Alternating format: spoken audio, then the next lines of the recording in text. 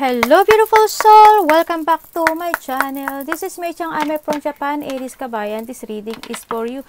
Maraming salamat muna sa aking mga new subscriber, cross-watcher, at sa mga bagong pasok dyan. Welcome na welcome kayo sa bahay ni Ate Aimee. Maraming salamat din sa nakakataba ng puso niyong mga comments. Dahil halos lahat kayo is resonate. Skip comment na makabayan ng inyong energy is naiwan dyan. Pati pangalan niyo binabasa ko, makukulang yung energy niyo, makaresonate na kayo sa ating reading. Maraming salamat din sa mga nagpa-personal reading. Kung gusto niyo po ng personal reading at energy niyo lang talaga ang gusto niyo makuha natin, nasa baba po ng video na to, how to contact me. This is a general reading, Aries Kabayan. Kuhanin mo lang talaga yung para sa iyo at itapon ang hindi naman para sa iyo. Maaring ito is a vice versa, maaring energy mo, energy ng person mo, energy ng malapit sa puso mo. Maaring nangyayari o mangyayari pa lang. Use your own intuition, lawakan ang isipan. This is for May 19, 19, 20, 24. No?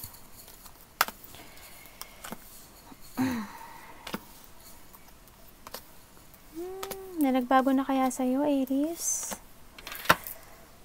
Ay, sorry anak.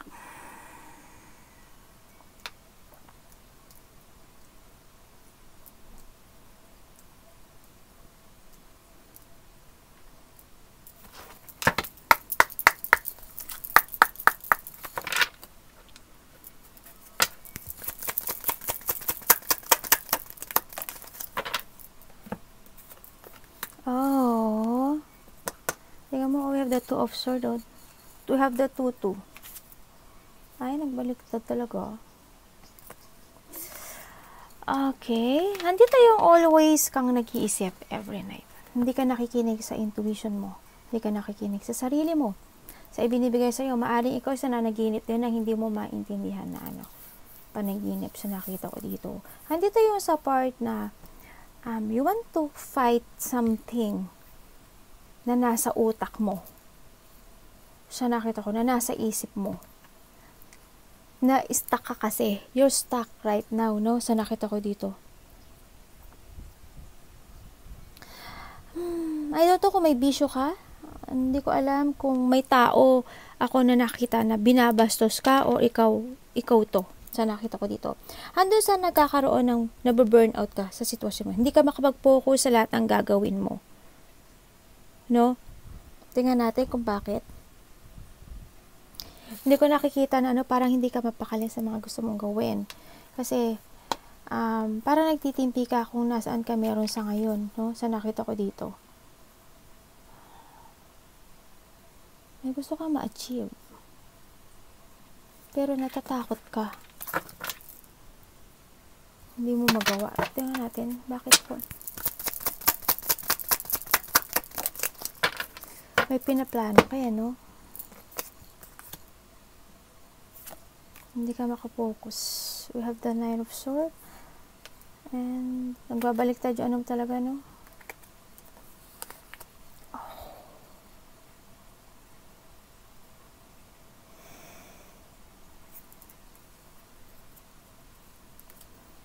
Okay.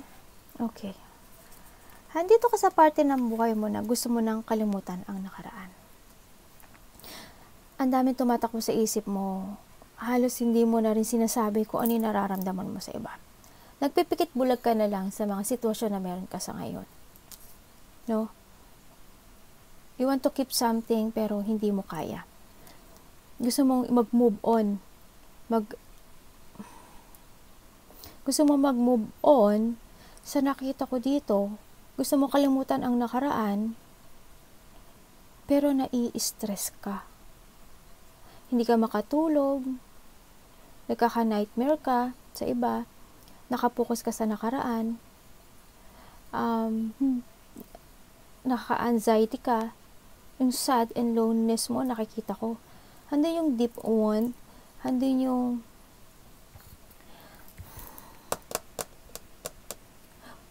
focus ka sa nakaraan, as in, minsan nagkaka-insomnia ka na siguro, no? Konti lang yung tulog mo actually, nade-depress ka, stress, you feeling burden, you feel mo parang ikaw yung natalo sa laban, sa nakita ko dito. Kasi ikaw lang yung feeling mo, ikaw yung nai-stress lang, ikaw lang yung nagsasuffer ng ganito. Gusto mo na siyang kalimutan o gusto mo na kalimutan yung nakaraan kasi nagkaroon ng mga broken promises dito sa sitwasyon na to, tapos wala kayong closure, and parang handoon yung gusto mo nang maging matured. Ang nakita ko sa'yo dito, parang, pero, sa nakita ko dito, stagnant ka, no? Parang ayaw mo nang makipaglaro or ayaw mo nang laruin yung utak mo sa nakita ko dito. Pero hindi ko nakikitang kaya mo. I hope, no, kaya mo. Pero hindi ka makapokus sa gusto mong gawin eh. Hindi ka makapokus sa new direction, sa bagong path mo. Hindi, wala. As in, sobrang, we have the 9-9, no? Sobrang stress, sobrang, handun yung part na gusto mo na kalimutan yung nakaraan, pero gusto mo pa rin kausapin, or this is someone, o kaya there is someone here na gustong kumausap sa'yo, or vice versa ito ha, ano mo yung sarili mo.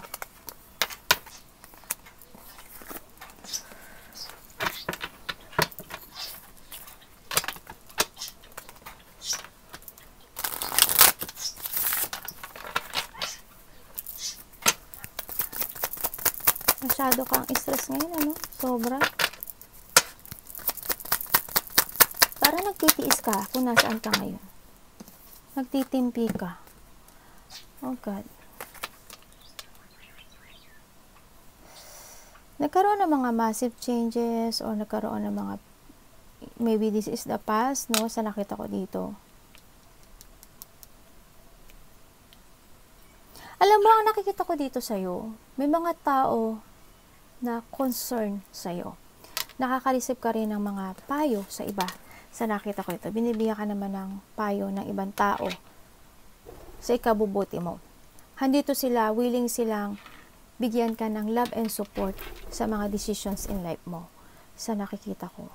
And then, I don't know why, pero there's a missed chances ako nakikita sa'yo, na handun yung insecurity or vice versa dito sa nakita ko. I don't know kung ikaw is na-insecure sa mga kaibigan mo, sa mga nasa paligid mo, na ang ganda ng buhay nila, stable sila, masaya sila, nakakagalaw sila. No? Samantalang ikaw, na handito ka sa part ng buhay mo na parang super stress ka sa nakita ko dito. No? You want a new direction sa nakikita ko sa'yo, pero I don't know why. Kung ikaw is halimbawa, magbabago ka ng new job, new work, new business sa nakita ko dito, parang hindi ganun kasapat yung pera mo to move on. No? Or mag another direction. Kasi wala ka. Hindi ko nakikitang may pera ka eh.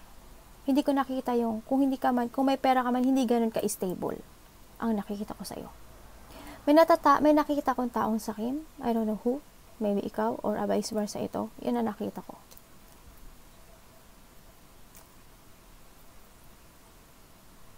Tingnan natin.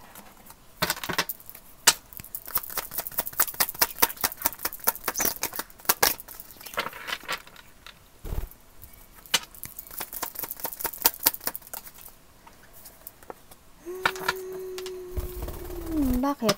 Sabi niya ganyan. Oh.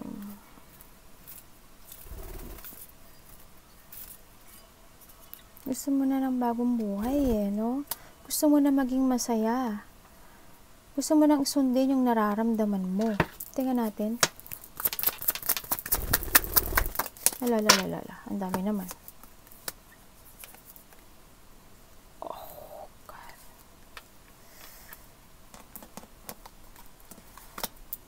Aray, anak. Ano ba yan, anak?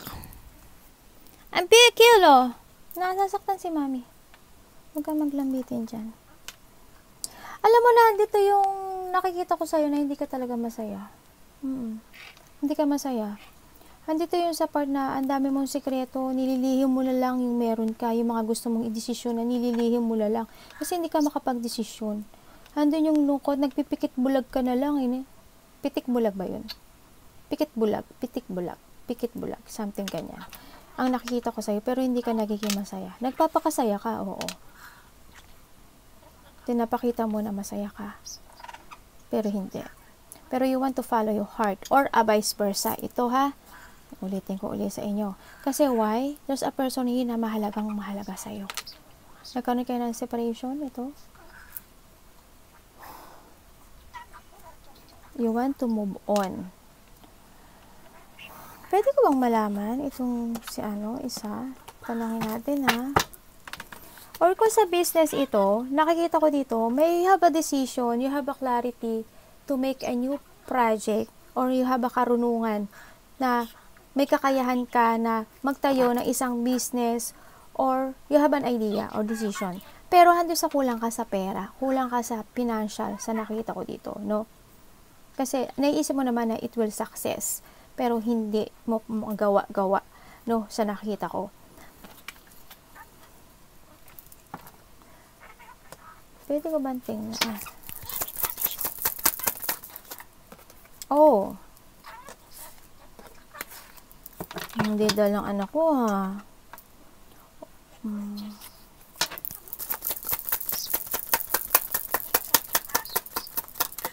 Ay. Oh my God, you have a decision talaga. Na gusto mo nang mag-move on. Bibili ka ba ng Bibili ka ba ng vehicles? Bike, motor, something ganun? O magpapa-refer ka? Yan ang nakikita ko. Andito meron din ako nakikita dito na parang nakikipag-bonding or there's a person dito na situation na ang dami niyang lihim eh. Actually, ang dami niyang lihim. I don't know kung I don't know why. Hindi niya sinasabi sa'yo lahat eh. About tungkol sa kanya. Pero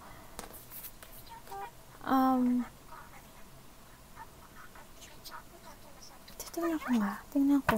Ano pwede ko malaman kay? Gusto ko makasigurado dito. Kasi sino to? Okay. Ay, ang daldal talaga. Ang daldal na anak ko, Andito yun sa parte ng buhay mo na every night may iniisip kang tao. No, every night nasa isip mo ito na gusto mo nang matapos ang difficult na sitwasyon na pinagdadaanan mo sa ngayon. You want to move on, yun nga lang talagang nawawalan ka ng lakas ng loob. Hindi ka makapag-start kasi siguro, I don't know why, kung bakit, pero alamin natin, no? May mga sitwasyon ka kasi na hindi mo kayang bitiwan. I don't know kung nagiging sakim ka or may kasakiman ka. No? I don't know kung this is a vice versa. Maaring ganun.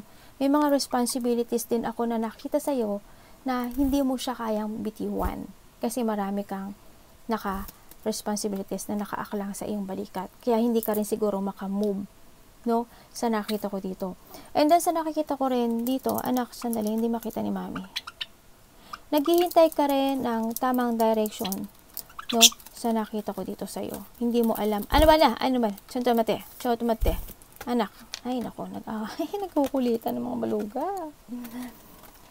May mga wish come true kayo talaga na gusto mong puntahan. No? A good life. A wish come true. Na gusto mo na panibagong buhay na maganda. Yung hindi yung nagtatago ka dito at nagbubulag-bulagan kung nasaan ka man sa ngayon. Yun ang nakikita ko sa iyo. No, you want to move and you have the decision pero hindi mo kayang gawin.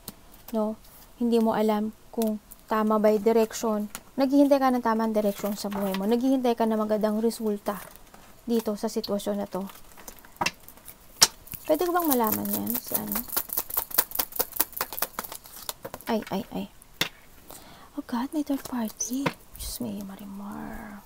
Oh, kalma. Hindi ka matutuloy sa pag-alis mo. Nagkakadelay-delay ka. Kakadelay-delay ka. Or vice versa to. May mga delay and cancel. Bakit hindi ka makaano? Kasi hindi pa ganun kasapat ang meron ka ngayon. Which comes sa financial, hindi ka nagiging matatag. Hindi stable ang buhay mo. Maari may mga mawawala or pag ikaw is nag-move. No? Sa nakita ko dito. Anak, hindi. Dito. Hindi dyan, anak. Wag dyan. Masisira yung card ni mami. Masasira po yung card ni mami. Tingnan natin. Hindi ko alam kung ikaw yung masyadong nagiging malihim o ikaw lang o yung may tao na sa tabi mo na masyadong malihim. Sa nakita ko dito. Hindi ka nagiging totoo. As in, bulag-bulagan ka, no? Hindi ka nakikinig sa instinct mo, sa intuition mo. Sa nakita ko dito.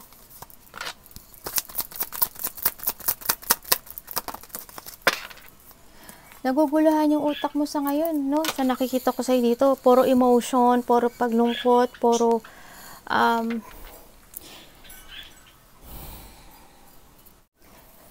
naguguluhan ka talaga kasi nakita ko dito may third party, no? Parang ikaw, okay, ikaw ba yung lumayo o siya ang lumayo sa'yo? Ang nakikita ko dito kasi sobrang emotion ka, no? Ikaw yung nahihirapan sa ngayon eh. Ano pong mangyayari kapag ganyan?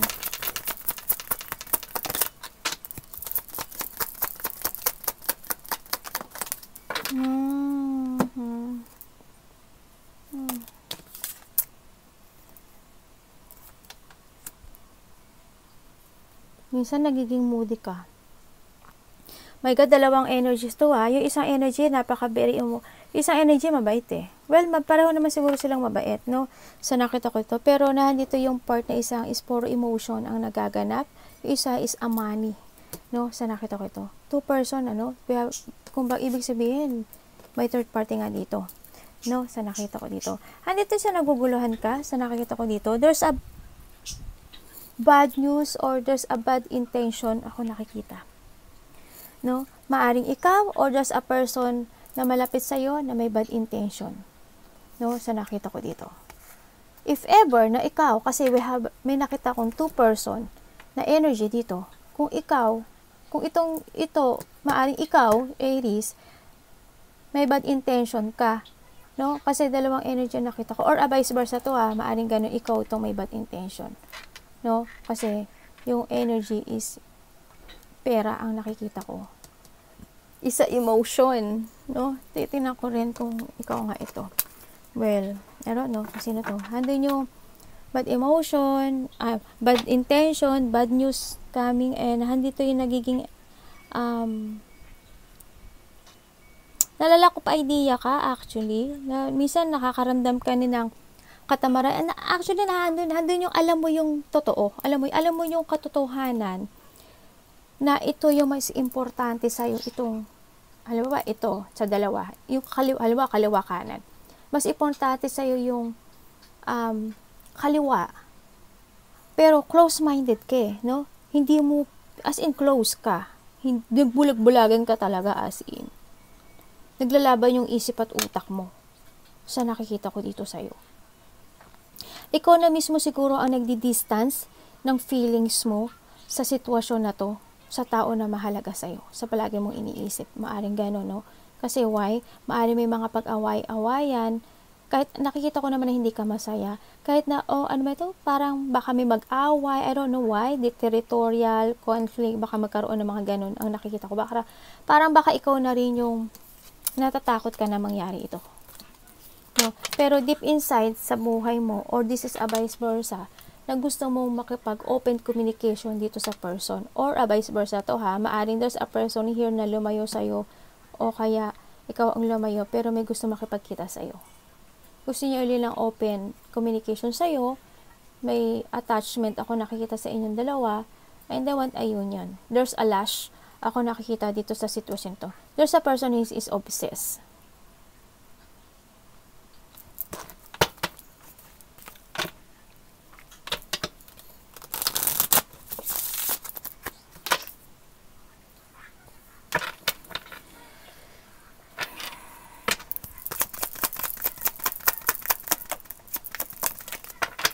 Oh my God, look at this. The devil and the devil. Sobrang kasamaan, ano? Diyos ko po. Parang lahat ata ng kasamaan, kinuha mo na. Or vice versa. Handito ka sa part ng buhay mo na maybe there's a toxic person, na sobrang toxic person or toxic energies na nasa paligid mo, no? Maaring gano'n. They holding you back, nakikita ko, para maging masaya. Handa yun nasasaktan ka kasi natrap ka dito sa situation na to, gusto mo na ng pagbabago talaga dito sa nakikita ko dito, no? Tingin ka kasi sa nakaraan, sa nakikita ko dito, no? And then, naghihintay ka lang ng sign and enlightenment, no? Sa nakikita ko dito, pero wala ako nakitang move, parang tinatanggap mo lang na na-stuck ka. No, I don't know kung ikaw itong nagiging sakim. Tingnan natin, saan po siya? Oh, may sakim dito sa pera. May makasarili. No?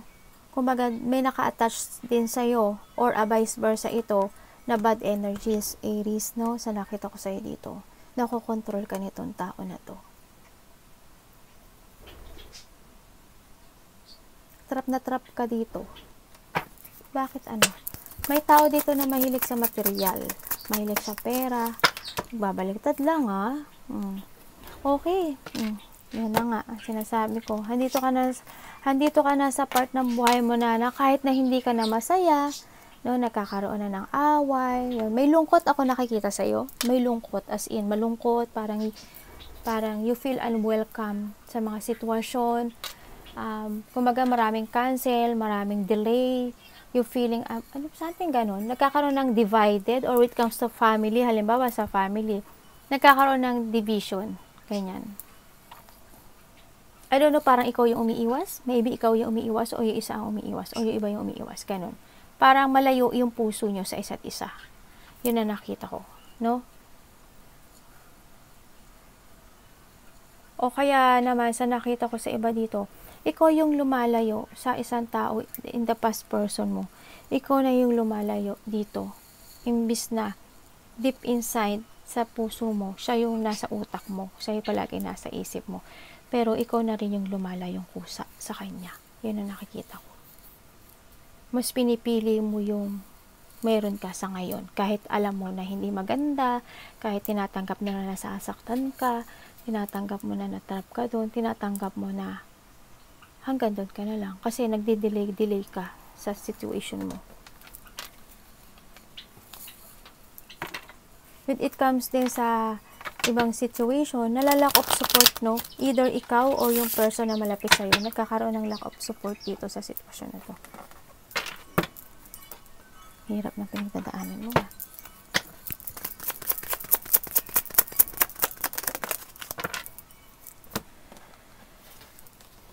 Ay, talagang ganyan. Wala pa, hindi ko pa nakita yung pagbabago sa'yo, no? Nandito kasi sa parte ng buhay mo talaga na wish come true mo talaga na buing muli yung dati sa nakita ko dito. Pero naguguluhan ka, hindi mo alam kung paano kasi trap ka. Kasi may tao, maaring there's a person or there's an energy ako nakikita na nakakapag-distract o nakaka-blockage sa'yo o nakaka-control sa iyo. Diba dito, palainom ng alak, palasugal, mahilig sa sex, happy sila with comes sa sex. May addiction ng iba dito, ha? Ayun na nakita ko.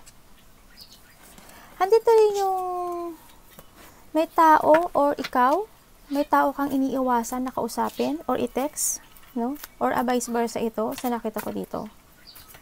Natatakot ka, hindi mo alam kung kakausapin mo siya, kukontakin mo siya, tatawagan mo siya. Nagkakaroon ng mga delay dito sa sitwasyon mo, no? Sa nakikita ko ito. Na out of control ka ng situation mo sa ngayon. Hindi mo, kumbaga, it's a bad timing, hindi pa siguro pwede ka yun, ganyan. Kumbaga, pwedeng kapag may time na lang, nagkakaroon ng slow movement sa party mo. No? Nalalack of energy ka. And then, nakikita ko rin na may mga situation ka talaga na hindi mo kayang desisyonan. Natatakot ka sa mga kalalabasan nito. Wala kang tamang destination sa buhay mo sa nakita ko dito. Kasi why? Maybe a vice versa, may gusto kang balikan na gusto mo. Ano gusto mo? Ano ba yun, ate? Imulat mo yung mata mo. Ha?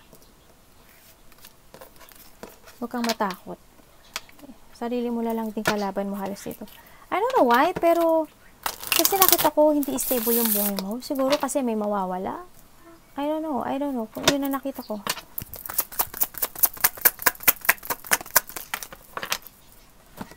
Kasi may problema ka sa pera. Sa nakita ko dito. Alam mo, we have the 5-5 mo. Iba dito kasal. Totally, may dalawang family ako nakita eh. Kanina. Sa iba ganun. Sa hindi lahat. Pwede ko bang malaman ito?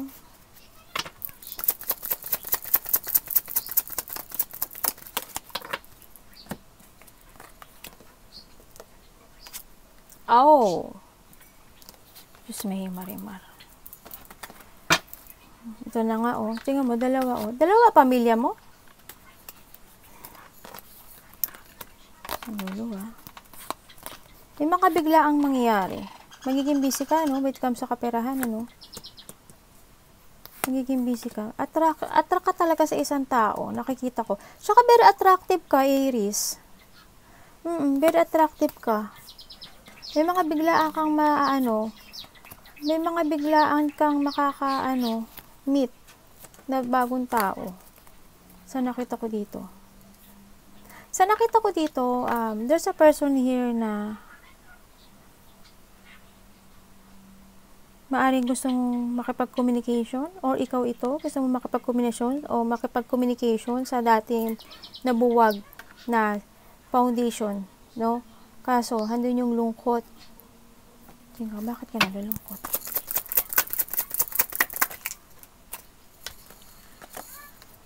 Ay, Diyos may marimar, kalokohan. Na ano ka, no? Nama-mind games ka, no? Sa ngayon, ano? I don't know who, pero nama-mind games ka ng sitwasyon na meron ka ngayon. Na wala kang achievement sa nakita ko dito. Nagkaroon ng mga changes or a massive or nagkaroon ng mga revelation in the past. Pero sa nakita ko, wala kang achievement. Marami nakipag-communicate sa iyo sa nakikita ko dito sa card. No? Marami kang kinakausap. Siguro business mo to. Pwede ko bang malaman itong ano?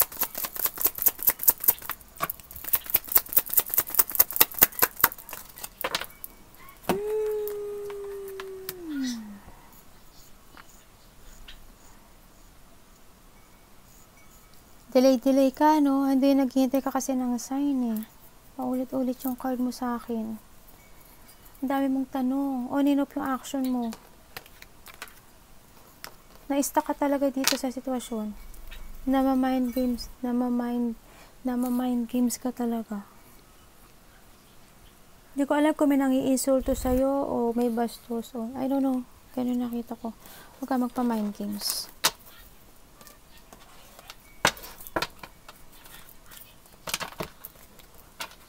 Wake up, ano? Sa nakita ko, it's time to make a decision. Kailangan mong mag-make a new beginning. Sarili mo na lang din nasasaktan mo, eh. No? Nabe-burn out ka na. Parang handun yung sa part na lungkot and you feeling lost. Parang may winidraw ka na. Oh, God. Gusto mo lang pagkaisa, ayaw mo ng away, eh, no? Kaya dito ka sa ngayon sa party ng buhay mo na ayaw mo ng away, kaya nakipagkaisa ka na lang, kahit alam mo na yung katotohanan o mas iniintindi mo na lang yung situation, ayaw mo na ring lumaban sa nakita ko dito. No? Parang naghihintay ka na lang na magandang resulta o magandang mangyayari sa buhay mo. No? May tao kung oh God. Hang ka. May tao na sumusuporta sa'yo. May mga biglaang mangyayari, ha? Na biglang may makipag-usap sa'yo. Pwede ko bang tanongin niya sila?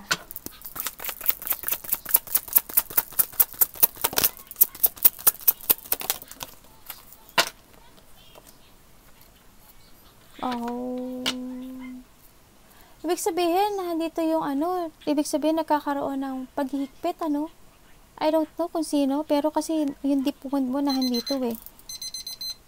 Nagkakaroon ng restriction, eh.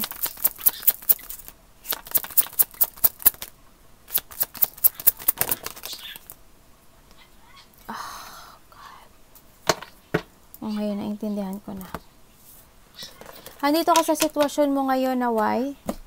tinatanggap mo na lang, at kahit nadidrain ka, tinatanggap mo lang. Kahit alam mo ito, tinatanggap mo na lang. Nakipag-teamwork ka, ayaw mo lang na, gusto mo lang magkaisa. Kasi why? Kahit gusto mo i-break up yung meron ka ngayon, sa nakita ko to, or vice versa ito, hindi mo magawa. Kasi why? Lahat ng gusto mo na ibibigay niya. Hindi mo na pinapatakbo yung feelings mo.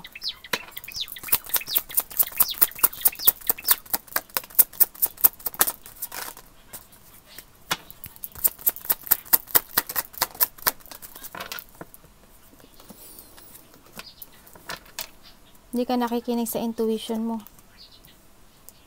Hindi, ini-ignore mo yung taas. Kasi ang nasa sa utak mo, ito.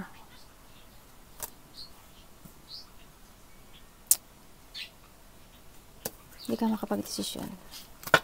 Ang dami mong lihim. Puro lungkot.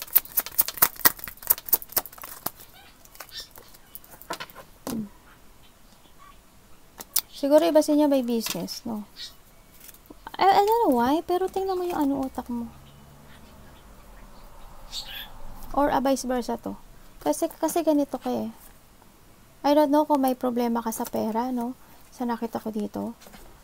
Maaring may problema ka sa pera. Nasa utak mo lang is pera.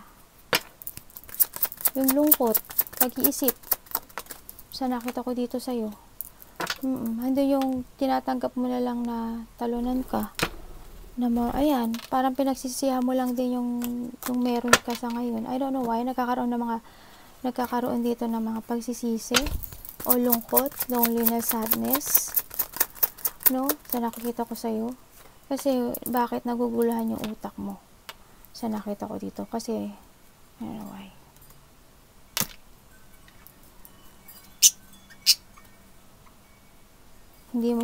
Hindi mo kayang pakawalan ang meron ka sa ngayon. Sa nakita ko. Arigatou namaste, God bless.